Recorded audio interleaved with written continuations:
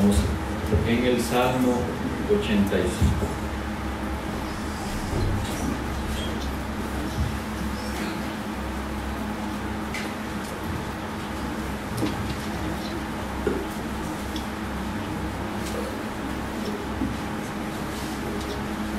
Quisiera leerlo una vez más, confiando que la misma lectura de la palabra de Dios puede usar su Santo Espíritu para bendecirnos. Fuiste propicio a tu tierra, oh Jehová, volviste la cautividad de Jacob, perdonaste la iniquidad de tu pueblo, todos los pecados de ellos cubriste, reprimiste todo tu enojo, te apartaste del ardor de tu ira. Restáuranos, oh Dios, de nuestra salvación, y haz cesar tu ira de sobre nosotros. ¿Estarás enojado contra nosotros para siempre? ¿Extenderás tu ira de generación en generación? ¿No volverás a darnos vida para que tu pueblo se regocije en ti? Muéstranos, oh Jehová, tu misericordia y danos tu salvación. Escucharé lo que hablará Jehová Dios, porque hablará paz a su pueblo y a sus santos, para que no se vuelvan a la locura. Ciertamente cercana está su salvación a los que le temen, para que habite la gloria en nuestra tierra. La misericordia y la verdad se encontraron, la justicia y la paz se besaron. La verdad brotará de la tierra, y la justicia mirará desde los cielos. Jehová dará también el bien, nuestra tierra dará su fruto, la justicia irá delante de él, y sus pasos nos pondrá por camino. Como les decía hace un momento, a partir del versículo 8 cambia el estilo de la escritura, y ya no es un dirigirse a Dios, sino una afirmación de ciertas verdades y hasta un compromiso de aquel que está así elevando este salmo, cuando dice: escucharé lo que hablará Jehová. Veamos que en esta segunda sección se nos describe, voy a empezar por la parte del versículo 11, donde dice: la verdad brotará de la tierra, la justicia mirará desde los cielos, Jehová dará también el bien, y nuestra tierra dará su fruto. Este es el resultado que nosotros deseamos. Esto es lo que nosotros deseamos: dar fruto. Nosotros debemos desear que se confirme que nosotros somos esa buena tierra de la que habla la parábola del sembrador en Mateo capítulo 13. Describe 4 tipos de corazón, 4 terrenos en los cuales cayó semilla de la palabra de Dios. Si no la recuerdan, la repasamos brevemente. La primera cayó junto al camino. Vinieron las aves y se la comieron. Y dice que eso corresponde a los que escuchan la palabra, pero Satanás viene y roba la palabra. Otros, pedregales, muy pronto mostraron interés en las cosas de Dios, pero luego al venir las pruebas, el sol de la aflicción, dice, se secó porque no tenía raíz. Otros entre espinos, crece esa semilla, pero las aflicciones de esta vida también, dice, atraparon. Las cosas de este mundo les interesaron más al final, y no, pero una parte cayó en buena tierra y dio fruto. Y eso es de lo que está hablando aquí, que va a suceder en los verdaderos. Nuestra tierra dará su fruto. Debemos desear esto, debemos desear dar fruto, y lo daremos cuando se avive esa llama de amor por Cristo en nuestros corazones, cuando entonces podamos deleitarnos en Dios y hacer todo lo que es el servicio a Cristo con alegría y con entusiasmo, y entonces veremos el fruto. Pero hay algo muy importante en lo cual quiero llamar la atención de ustedes, que tiene que suceder en un verdadero avivamiento, y es un entendimiento correcto de Dios y de su presencia. Vemos que en el versículo dice, en el versículo, vamos a ver, se me acaba de perder. Voy a leer el fragmento porque escucharé lo que hablará Jehová Dios, porque hablará paz a su pueblo y a sus santos para que no se vuelvan a la locura. Ciertamente cercana está su salvación a los que le temen, para que habite la gloria en nuestra tierra. Ese era el segmento que quería en el que meditemos. La gloria de Dios, para que habite la gloria en nuestra tierra. El Salmo 139 nos habla de la omnipresencia y omnisciencia de Dios. Voy a leerlo y a meditar brevemente en este salmo. ¿Por qué? Porque tenemos primero que tener un concepto correcto de la omnipresencia de Dios para que después entendamos lo que es su presencia manifiesta. Dice el Salmo 139, oh Jehová, tú me has examinado y conocido, tú has conocido mi sentarme y mi levantarme, has entendido desde lejos mis pensamientos, has escudriñado mi andar y mi reposo, y todos mis caminos te son conocidos, pues aún no está la palabra en mi lengua, y aquí, oh Jehová, tú la sabes toda. Detrás y delante me rodeaste, y sobre mí pusiste tu mano. Tal conocimiento es demasiado maravilloso para mí, alto es, no lo puedo comprender. Versículo 7, ¿a dónde me iré de tu espíritu? ¿Y a dónde huiré de tu presencia? Si subiera a los cielos, allí estás tú, y si en el Seol hiciere mi estrado, he aquí, allí tú estás. Si tomare las alas del alba y habitare en el extremo del mar, aún allí me guiará tu mano y me asirá tu diestra. Si dijere, ciertamente las tinieblas me encubrirán, aún la noche resplandecerá alrededor de mí. Aún las tinieblas no encubren de ti, y la noche resplandece como el día. Lo mismo te son las tinieblas que la luz. Vamos a dejarlo hasta ahí. Lo que quería es hacerles recordar esa característica, ese atributo de Dios, de su omnipresencia y omnisciencia. Es decir, Dios sabe todo de usted y de mí. Y Dios nos ve donde sea que estemos, lo que estemos haciendo.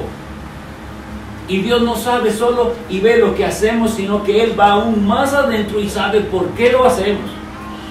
Ese es el Dios omnipresente. Entonces, sabiendo que Dios está en todo lugar, ¿por qué a veces la Biblia habla de su presencia? Y de buscar su presencia. Y de buscar su rostro. Porque Dios no está en todas partes de la misma manera. Y esto es algo que debemos comprender. Al ser Dios omnipresente, se han puesto a pensar que incluso en la condenación del infierno su presencia está. ¿Cómo es posible esto? Él está ahí en su justa ira. Pero no es. Entonces Dios no está en todas partes de la misma manera. Y por eso necesitamos entender lo que es su presencia manifiesta para que aprendamos también a caminar en su presencia. La Biblia nos habla desde el Génesis de hombres que caminaron con Dios. Recuerdan el relato de Enoc en Génesis 5, capítulo 5 de Génesis, versículo 24 dice: caminó pues Enoc con Dios y desapareció porque le llevó Dios. Él caminaba con Dios y Dios se lo llevó. ¿Y qué debemos pensar que significa este caminar con Dios? Porque también de Noé se dice: caminó Noé con Dios. Este entendimiento no solo de que Dios está en todas partes, sino de caminar con Él, que Él sea nuestra compañía, es lo que nosotros necesitamos. porque lo perdemos la percepción y el entendimiento de que Él está. Y a veces queremos caminar ignorando su presencia. Y también a veces olvidamos que su presencia se hace manifiesta de una manera especial, como ayer veíamos, y es necesario volver a recordar, cuando su pueblo se reúne. Ese episodio de Génesis, voy a volver a leerlo, el episodio de Génesis 28, Jacob en Betel.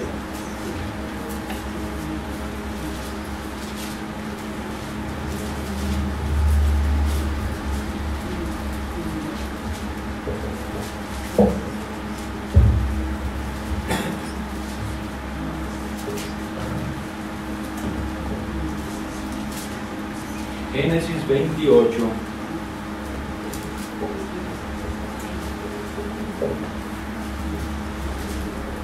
Nos describe que cuando Jacob iba huyendo de su hermano Esaú, llega a un lugar y ahí va a dormir y tiene ese sueño. Y en aquel sueño, versículo 12 en adelante, Génesis 28, y soñó, y he aquí una escalera que estaba apoyada en tierra, y su extremo tocaba en el cielo, y he aquí ángeles de Dios que subían y descendían por ella, y he aquí Jehová estaba en lo alto de ella, el cual dijo: yo soy Jehová, el Dios de Abraham tu padre, y el Dios de Isaac. La tierra en que estás acostado te la daré a ti y a tu descendencia. Será tu descendencia como el polvo de la tierra, y te extenderás hacia el occidente, al oriente, al norte y al sur, y todas las familias de la tierra serán benditas en ti y en tu simiente.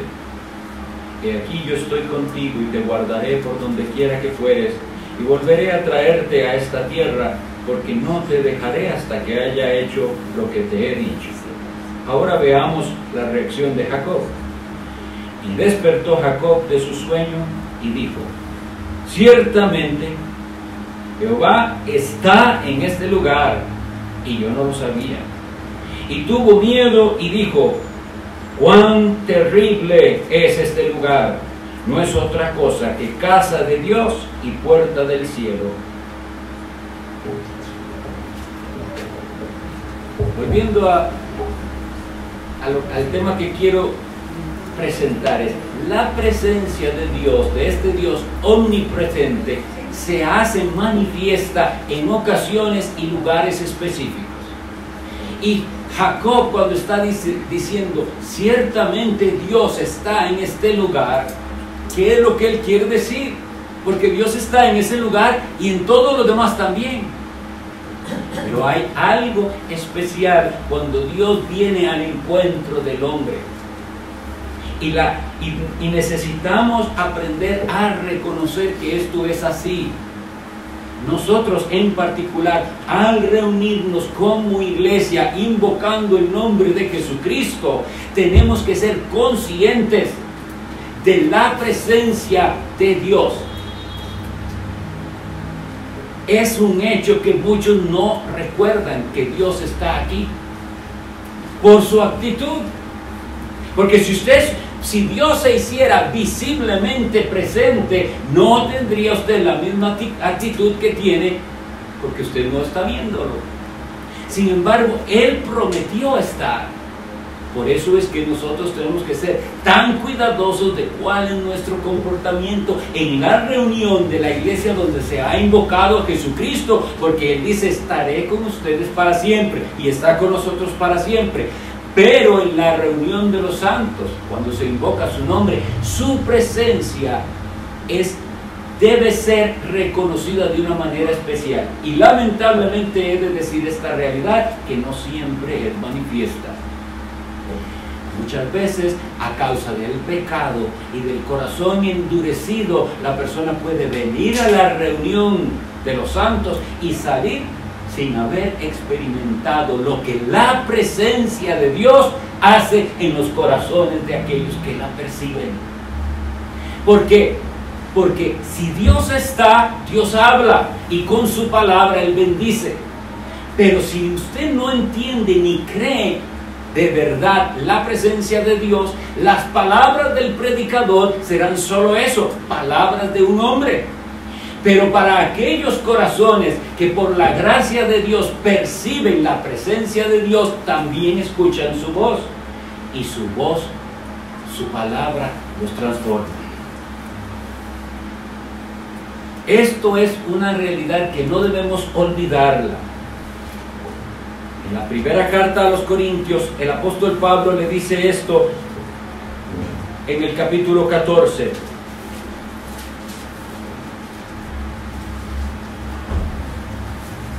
El contexto, puede que lo conocen, él está poniendo orden en las cosas que estaban sucediendo mal en Corinto. Y entonces pone el énfasis en la necesidad de que se profetice, que se hable la palabra de Dios. Y él dice, ¿cuál resultado tiene esto? Dice, pero si todos profetizan, versículo 24, y entra algún incrédulo o indocto, por todos es convencido, por todos es juzgado. Lo oculto de su corazón se hace manifiesto, y así, postrándose sobre el rostro, adorará a Dios. Por favor, atendamos al final de este versículo. Adorará a Dios, dice, declarando que verdaderamente Dios está entre vosotros.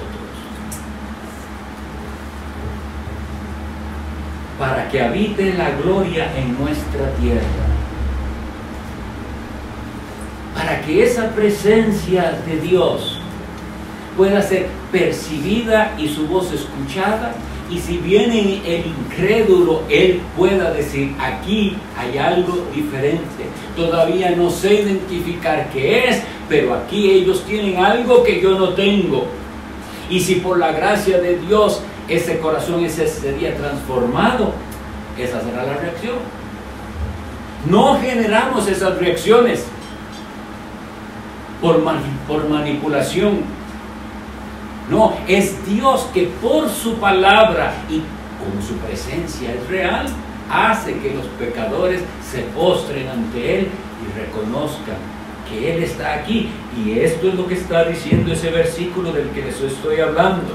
Para que habite la gloria en nuestra tierra. Pensemos. Y esto tiene que ver con todo lo que hacemos cuando venimos aquí. ¿Lo estamos haciendo entendiendo la presencia bendita de Dios en medio de nosotros?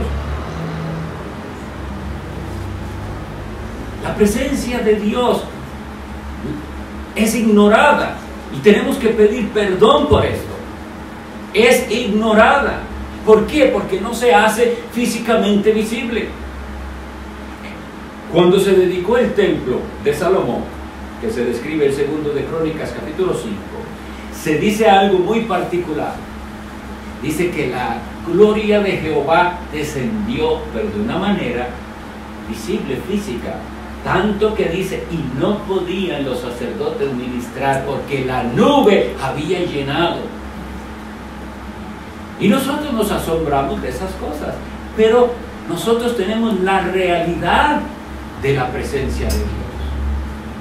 Lo que falta es ese avivamiento para que usted, que dice creer en la presencia de Dios, lo perciba de tal manera que su actitud, todo lo que usted hace desde que entra a esta reunión hasta que sale, muestra que usted estaba consciente de la presencia de Dios. Soy consciente de su presencia desde el momento en que se invoca a Cristo en el llamado, en la oración, en la lectura bíblica. Así la mente suya no anda divagando cuando estamos leyendo la santa palabra de Dios. Así se cantan los himnos de la mejor manera que podamos para glorificar a aquel, porque queremos que la gloria habite en nuestra tierra. No queremos expresiones físicas, emocionales, sentimentales que son pasajeras. Queremos que Dios trate con nuestras almas de tal manera que no sea temporal el cambio, que no sea temporal la emoción, porque eso lo vemos por todas partes.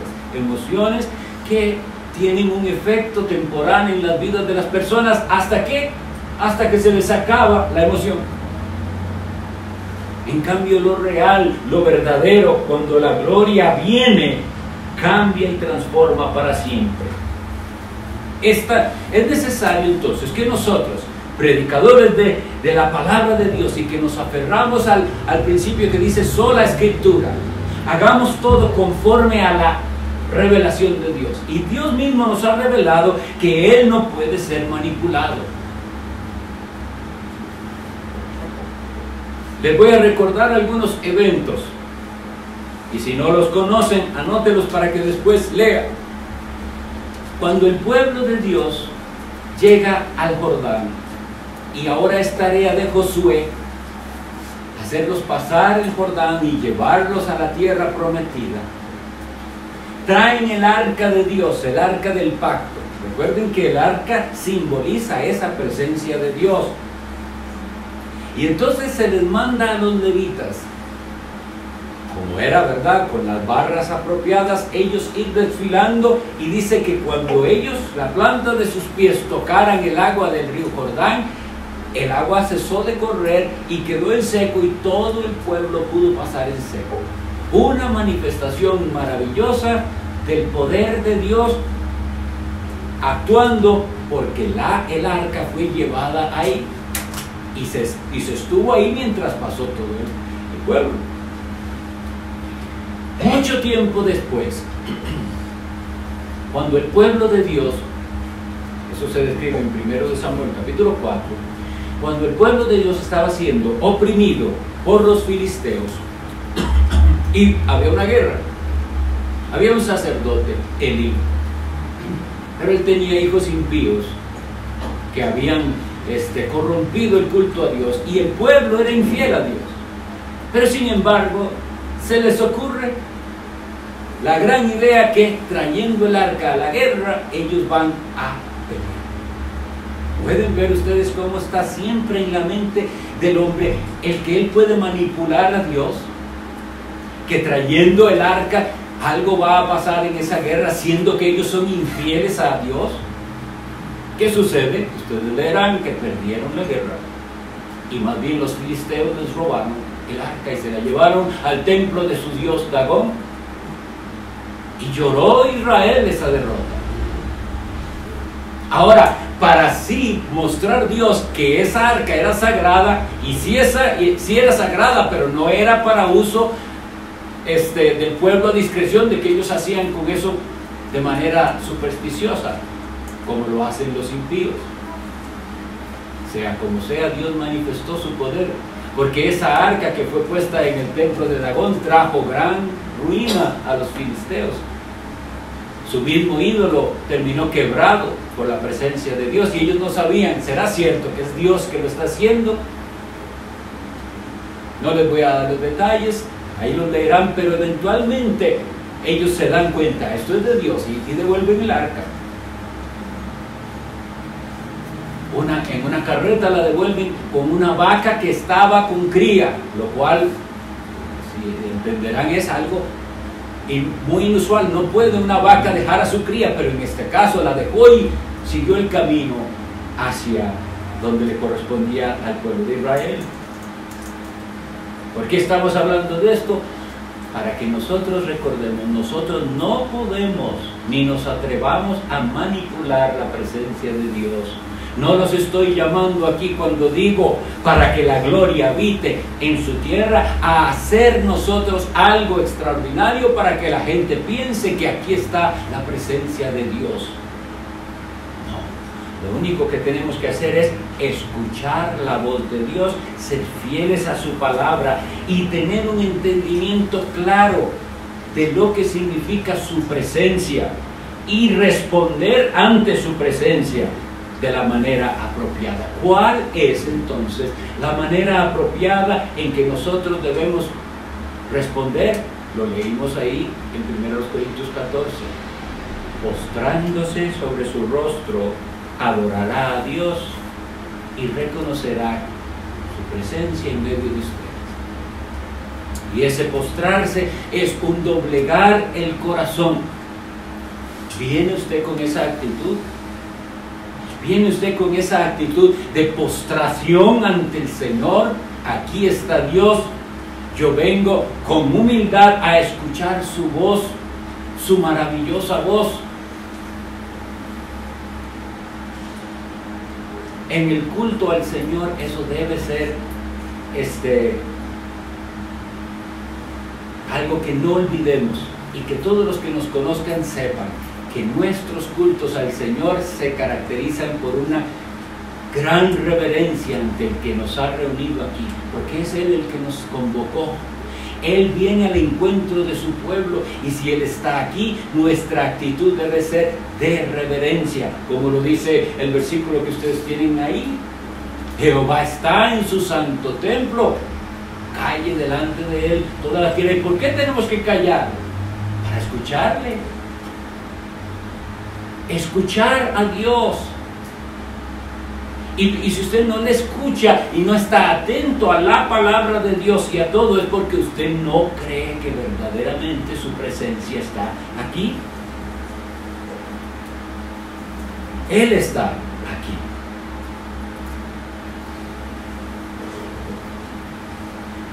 Ahora bien, nosotros salimos y ¿qué? ¿Se acabó su presencia? No, porque también vemos en la Biblia que Él nos ha dado a su Espíritu Santo como fiel compañero inseparable. Y eso es otra cosa de la cual tenemos que pedir perdón, porque nosotros a veces nos sentimos solos. Usted a veces ahí en su angustia, en su pena, en su trabajo y en su casa, y mientras enfrenta la tribulación, peca al dudar de la compañía de Dios. Dios no solo está aquí. Las palabras de Elías y de Eliseo son apropiadas para recordar. Recuerden cómo ellos hablaban.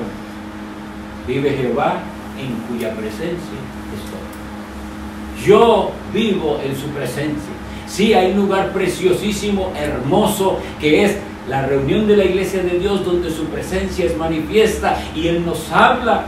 Y nos habla es para bendecirnos, para recordarnos quiénes somos. Eso lo vimos en la primera parte. Para recordarnos que nuestros pecados han sido perdonados en virtud de la sangre de Jesucristo. Para recordarnos su amor, para mostrarnos el camino. Cuando la palabra de Dios se expone, nos corrige, nos reprende, nos exhorta. Por eso yo es que siempre le pido que Dios haga con su palabra todo lo que ella hace, porque cada uno necesita algo diferente. Y a veces se necesita esa espada de Dios. A veces el martillo que quebrante el orgullo del corazón. Pero sí, a veces un bálsamo, una medicina al alma quebrantada. Y solo el Espíritu Santo es el que hace esa aplicación de la palabra que es dada. Pero luego voy en su presencia. Y donde quiera que yo estoy en la vida diaria, Él sigue estando presente. Y entonces dice: la verdad brotará de la tierra y la justicia mirará desde los cielos. Jehová dará también el bien y nuestra tierra dará su fruto. Y la justicia irá delante de Él y sus pasos nos pondrá por camino. Él es el que ordena nuestros pasos. Él es el que hace que donde quiera que estemos, sepamos para qué Dios nos tiene ahí. Y si no lo hemos entendido todavía, seguimos orando. Usted está en una situación particular que yo no conozco. Está en un trabajo particular, está en un barrio particular, en una familia particular. Y a veces su situación puede ser tal que uno entiende qué me tiene Dios haciendo aquí. Pero entienda que no hay despropósito en Dios. Algo Él está haciendo y sus pasos pondrá por camino. ¿Le cree usted al Señor que Él dice que Él guardará nuestros pasos? ¿Es consciente usted de esa presencia de Dios en su vida diaria? Porque también de cómo vive usted esos otros días en los cuales no ve a sus hermanos en la fe y está reunido aquí, depende mucho la clase de adoración que usted brinda a Dios. Entonces esos que están pesadamente ahí desinteresados, poco involucrados, es muy probable que en su casa tampoco tienen un rato, esos momentos especiales a solas con Dios en los que le adora al Salvador, en los que va a su palabra y le dice, háblame mi Dios, en los que usted derrama su alma ante Dios, como dice la Biblia que lo hacía antes. Y el que no tiene eso, no va a pretender venir aquí y dar una adoración digna.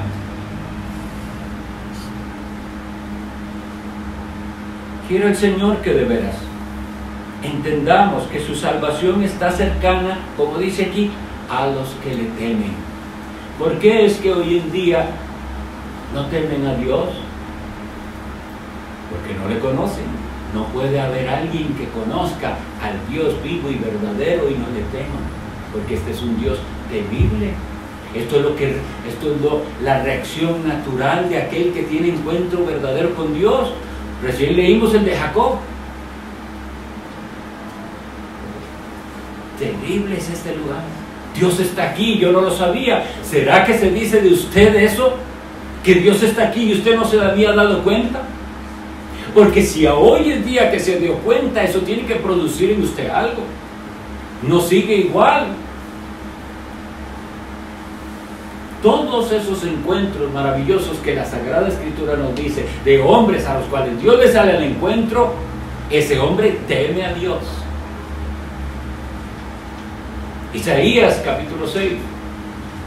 ¿Cuál es la respuesta de él cuando en su visión ve a Jehová en su trono? ¡Ay de mí!